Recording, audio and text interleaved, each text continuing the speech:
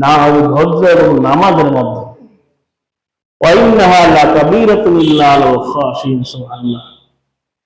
যাই হোক, এই সমস্ত কথা সূরা বাকারার মধ্যে আল্লাহ বলেছেন। এরপরে বলতেছেন, ইয়া বনী ইসরাঈল, হে বনী ইসরাঈল, উযকুরু নিয়ামাতি আল্লাতী আন'আমতু আলাইকুম, স্মরণ করো ওই নিয়ামতের কথা যা আমি তোমাদের দান করেছিলাম। ওয়া আন্নী ফাযযালতুকুম আলাল আলামিন, এবং আমি তোমাদেরকে ফজিলত দান করেছিলাম, সম্মান দান করেছিলাম গোটা জগৎবাসীর উপরে। সুবহানাল্লাহ, আল্লাহু আকবার। এরকম অবস্থা আল্লাহ তাদের করেছিলেন। রৌদ্র প্রচন্ড, যেখানে যাইতেন মেঘ এসে ছায়া দান করতেন। ওয়াযাল্লালনা আলাইকুম গামামা ওয়া আনজালনা আলাইকুম মান্না ওয়াসসালওয়া। সুবহানাল্লাহ। আল্লাহ বলেন, মেঘমালা দিয়ে তোমাদেরকে ছায়া দান করেছিলাম। আমাদের কি শহরের মাঠে মধ্যে গেলে আমাদের মাথা পরে কি মেঘ এসে ছায়া দেয় নাকি? কি বলেন, দেয়? কিন্তু বনি ইসরাঈলকে দিত। কিন্তু মানুষ বলে না, সেটা বেশি বলে, সব জায়গায় বেশি বলে। এই জন্য যে কোনো জিনিস অল্প বোঝা ভালো, বেশি বুঝলে বেশি বিপদ হয়। আল্লাহু আকবার। এই জন্য ভাই, আমরা সব সময় এইগুলো খেয়াল রাখি, আল্লাহ পাকের হুকুমের প্রতি আমরা যথেষ্ট সদয় হব।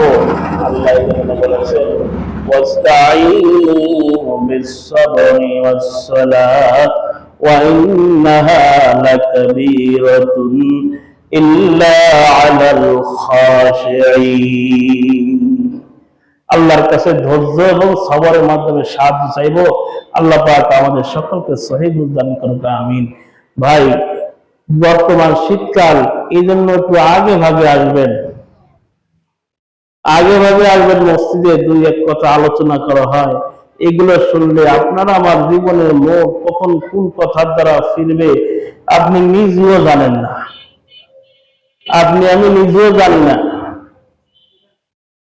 ওমর রাদিয়াল্লাহু তাআলা আনহুর মতন মানুষ যদি দিল নরম করে দিতে পারে আল্লাহ পাক, শেখ সাল্লের মতন লোক, ফরিদউদ্দিন আত্তার রহমাতুল্লাহ আলাইহির মতন লোক, এদের তো বিভিন্ন কথার মাধ্যমে আল্লাহ দিলকে নরম করেছেন। এরা তো আপনার আমার মতন ৫ ওয়াক্ত মসজিদে এসে নামাজ পড়তেন না, এরা তো দুনিয়ার ধান্দায় ছিলেন। আল্লাহ তাদেরকে বিভিন্ন কথার মাধ্যমে হেদায়েত দান করেছিলেন। এই জন্য চেষ্টা করবো যে আমরা একটু মসজিদে আসি, যাতে করে বিভিন্ন কথাবার্তার মাধ্যমে আল্লাহ আমাদেরকে হেদায়েত দান করেন। এক বুজুর্গ ব্যক্তি, তাকে এক ডাকাতি ধরছে, বলছে টাকা পয়সা যা আছে সব দাও। ডাকাতকে বলছে যে আমি হলো হুজুর মানুষ, আমার কি অত টাকা পয়সা আছে? তবে এক কাজ করো, তোমার কাছে আমি দুটো প্রশ্ন করি। তুমি যেই টাকা পয়সা ডাকাতি করে নিয়ে যে ছেলে মেয়ে বউরে খাওয়াচ্ছ, এরা কি তোমার এর বাদ এর জন্য কি দায়ী হবে? এই যে হারাম জিনিস খাওয়াচ্ছ, এই জন্য কি তারা দায়ী হবে? তারা কি তোমার পক্ষে থাকবে? তা তো আমি জানি না। বাড়ি যাও, বাড়ি গিয়ে তাদের কাছে শোনো, তারা কি তোমার সঙ্গে সাথী হবে কিনা। ডাকাত বলতেছে, আমি বাড়ি চলে যাই আর তুমি এই ফাঁকে চলে যাও। ভালো বুদ্ধি পাইছো। বলে, আমাকে গাছের সাথে বেঁধে থেকে যাও, যদি বিশ্বাস না হয়। ওই বুজুর্গ ব্যক্তিকে গাছের সাথে বাঁধিয়ে থেকে চলে গেছে। বাড়ি গিয়ে মাকে বলছে, মা, আমি যে উপার্জন করে এনে খাওয়াই, তো মা শিখতেছে জোর করে জুলুম করে ডাকাতি করে আনি, আমি যে খাওয়াচ্ছি হারাম খাবার, আপনার কি আমার সাথী হবেন? বলে, না, তুমি জাহান্নামকে সেন্দে খাওয়াইছো, আমরা তোমার সাথী হবো কেন? স্ত্রীকে বলছে, স্ত্রী বলছে, আপনার হলো আমারে কামাই করে খাওয়ানো, আপনি হালাল আনবেন না হারাম আনবেন আপনি জানেন, আমি ওর উপরে যাইলে আপনার সাথী হতে পারবো না।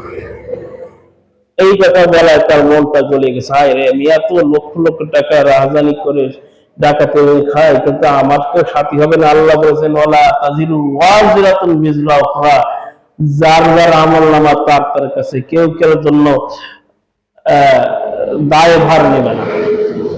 তখন লোকটা কাঁদতে কাঁদতে, ডাকাত কাঁদতে কাঁদতে এসে বুজুর্গের কাছে মাপ চেয়েছে যে আমার ভুল হয়ে গেছে, আপনি আমাকে তওবা করায় দেন।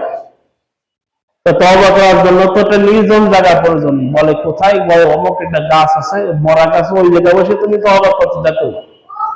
উনি বলছে, তওবা করবো, ঠিক আছে, কিন্তু তওবা কবে কবুল হবে বা কতদিন কি হবে বুজুর্গ ব্যক্তি বললেন, এই মরা গাছ যেদিন ফুল ফুটবে ওই দিন তোমার তওবা আল্লাহ কবুল করবে। এই লোকটা বড় মাপের একজন প্রথম শ্রেণীর আল্লাহর ওলিতে পরিণত হয়েছিলেন। সুবহানাল্লাহ। ভাই, এজন্য কার কোন কথার দ্বারা জীবনের মোড় ঘুরবে কেউ জানে না। যাই হোক, আমার বন্ধু মোল্লাহাট থেকে আসছেন, আপনার সামনে সংক্ষিপ্ত কিছু আলোচনা করবেন। আমরা